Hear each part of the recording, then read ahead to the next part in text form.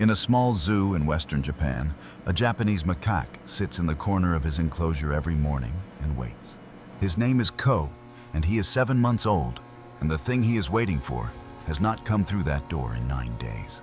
The keeper who arrives each morning sets down the feeding tray, checks the temperature log, moves through the room, the way keepers do, and Co does not look at any of it. Co looks at the door. In his lap, held against his chest by both hands, is a stuffed orangutan. Brown, small, the fur worn thin along one side from months of being pressed in exactly this way. When she enters the room, Co's knuckles go white. Not from fear, not from pain, but from something deeper. There was a man who used to walk down this hallway every morning, and Co learned the sound of his footsteps before he learned anything else. 9 days ago, those footsteps did not come, and they have not come since, and Co is still listening for them. The night it started was the coldest night of that Sunday, January. The temperature in the city already below freezing by 8 in the evening, and the concrete floors of the primate facility cold enough by midnight that the night keeper wore 2 pairs of socks inside his boots. The mother was a 7-year-old macaque named Asa, and this was her 3rd birth, and what happened in the hours that followed was not cruelty and not failure. It was a body that had spent everything it had and had nothing left to give. The labor had gone on far longer than it should have, and by the time Co arrived, Asa had climbed to the highest platform in the enclosure and sat facing the wall with her back to the room. 40 minutes later, the night keeper found Co alone on the concrete floor, still wet, still shaking his temperature, already falling past the threshold where a newborn macaque can recover on his own. The keeper called Ishida. Ishida Kenji was 38 years old and had been doing this work for 12 years across 6 different facilities. And he arrived at the zoo in 15 minutes with the bag he kept packed by his front door for exactly these calls. Co went into the incubator first, warmed slowly, because a body that cold cannot be brought back quickly without causing a different kind of damage.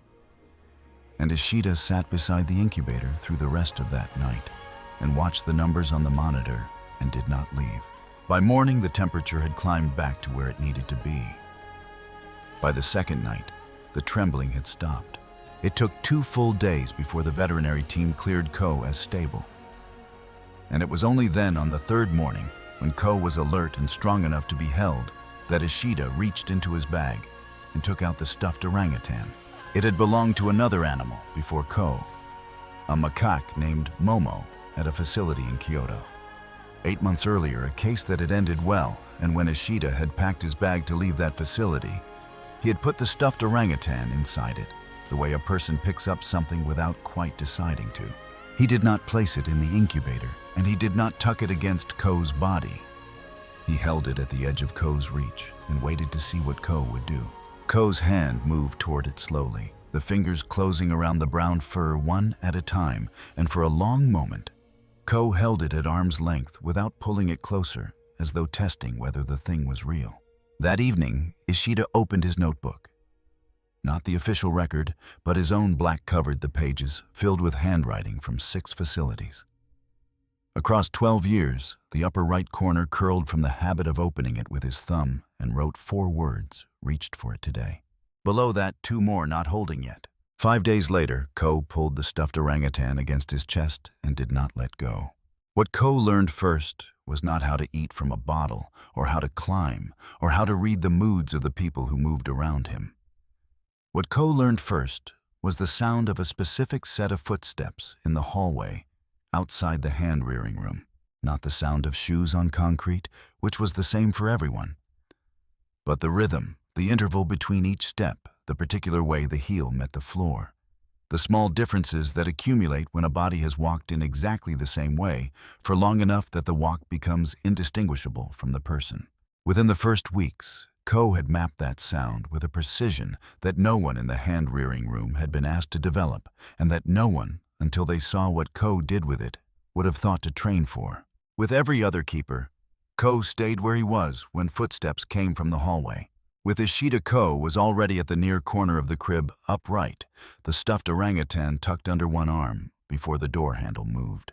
The protocol for this case was the same protocol the zoo applied to every hand-rearing situation: fixed feeding intervals, temperature checks every 2 hours, limited handling outside of medical care to reduce the risk of a single keeper dependency that would complicate the eventual return to the troop.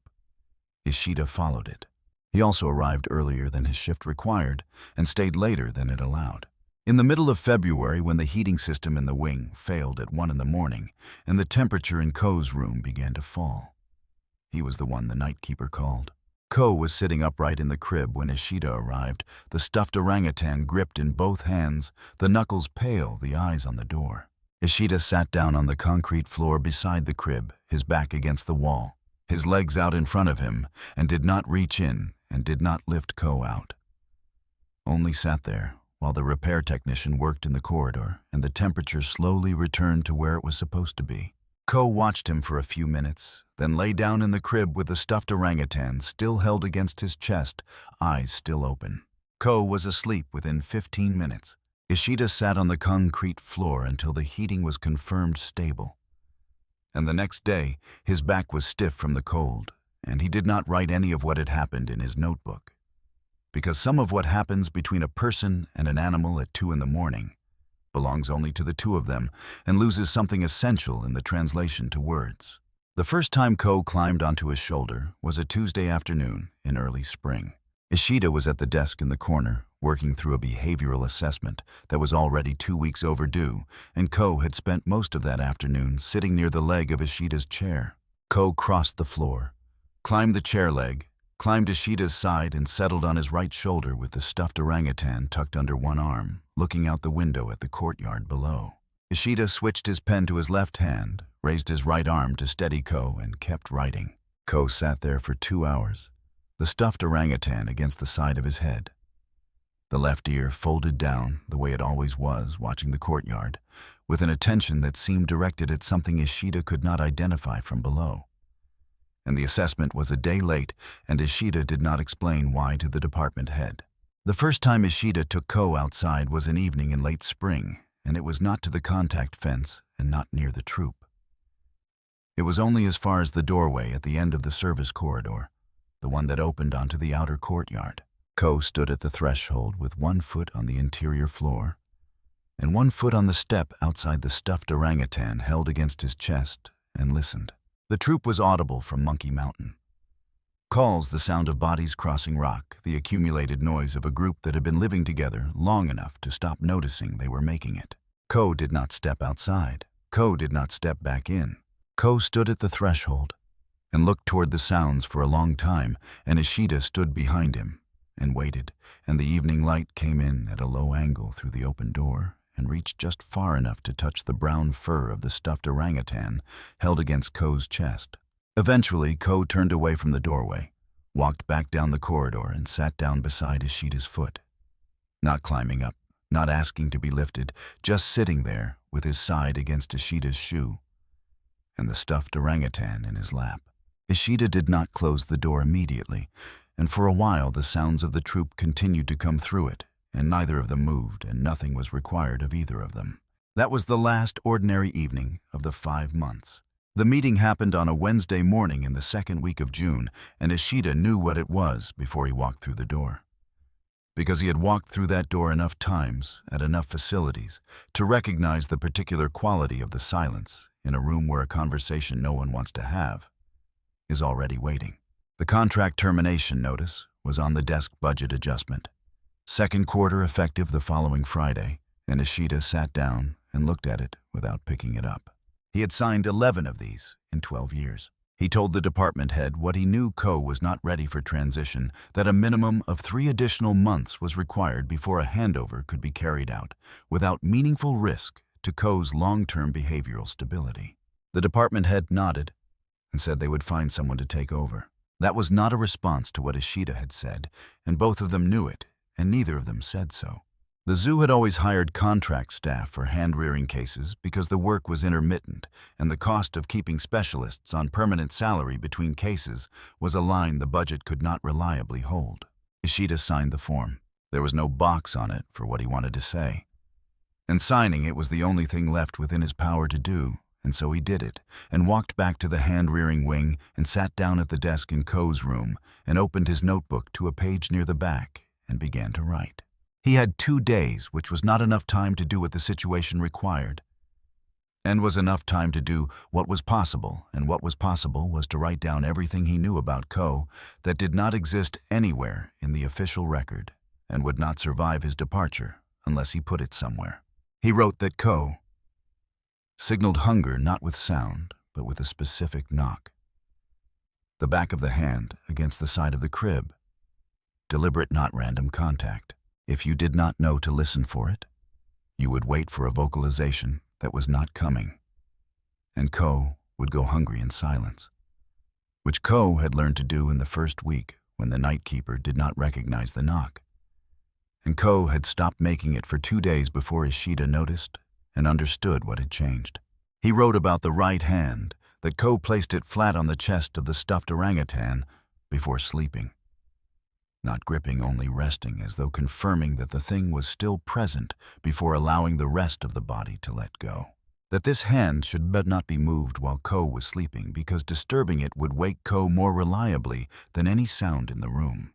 He wrote that when Co was frightened or overwhelmed, the hands tightened on the stuffed orangutan until the knuckles went white, and that the correct response was to sit down on the floor and stay still.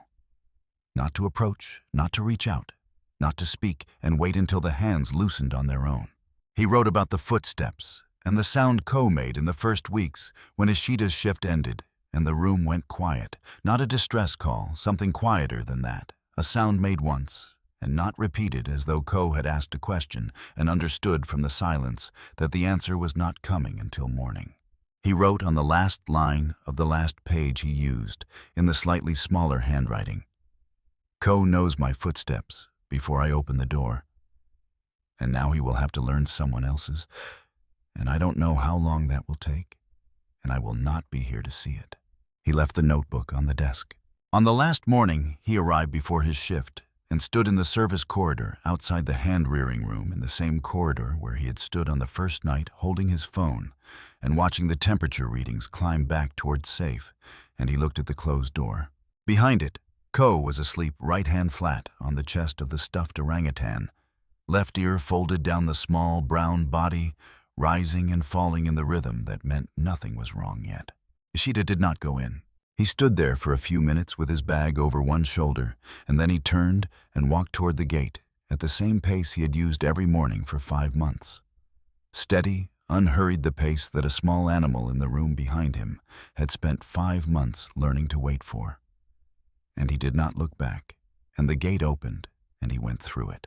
Fujioto Akane was 24 years old and 3 months into her first permanent position, and she had never managed a hand-rearing case for a non-human primate. The materials she received were Co's medical file, the feeding schedule, the temperature log, and a black-covered notebook on the desk in the hand-rearing room that no one mentioned and that did not appear on any list she was given. She did not read the notebook on the first day. Co ate 70% of his morning portion, and she recorded it as within the expected range for a transition period, which was what the handover guidelines said to write. By the 3rd day, Co was eating less. By the 5th, Co had stopped coming to the front of the crib. He was in the far corner with his face to the wall. The stuffed orangutan pressed to his chest with both hands, the knuckles gone pale, and he stayed that way through her visit and through the rest of the day. The veterinary team came on the 7th day, found nothing physically wrong, and left a note in the file that said, "Monitor and reassess." On the 9th morning, Fujioto stood outside the hand-rearing room before her shift began and looked through the small window in the door at Co in the far corner faced to the wall. The stuffed orangutan clutched against his chest. She understood that the official documentation had not given her the tools to understand what she was seeing, and that she had been trying to help an animal she did not yet know how to read. She went to the desk and picked up the notebook. She read it standing up in the room because she had intended to skim it for the relevant protocol details, and instead found that she could not stop. She read to the last line on the last page and stood for a while after that without moving. Then she turned back to the first page, to the bottom left corner, where a phone number was written in slightly smaller handwriting than everything around it, in a different ink added at a different time. She called that evening and told him what was true: 9 days without eating, the far corner, the face to the wall. The notebook read and reread, and still not enough. The line was quiet for a moment. He asked one question: what Co did when she entered the room, and she told him. And the line went quiet again briefly, and then the call ended with the understanding that he would be there the next morning. He arrived at 7 before the public gates opened, and they stood together in the service corridor, while she described what the mornings had looked like, where she stood when she entered the room, how she moved, how Co responded or did not respond, what she had tried and what had happened when she tried it. Ishida listened without interrupting his eyes on the closed door at the end of the corridor. And when she finished, he was quiet for a moment, in the way of someone organizing what they have heard against what they already know. Then he walked to the door and opened it, and went in, and Fujioto stayed in the doorway, the way something in his manner had communicated she should, though he had not said so.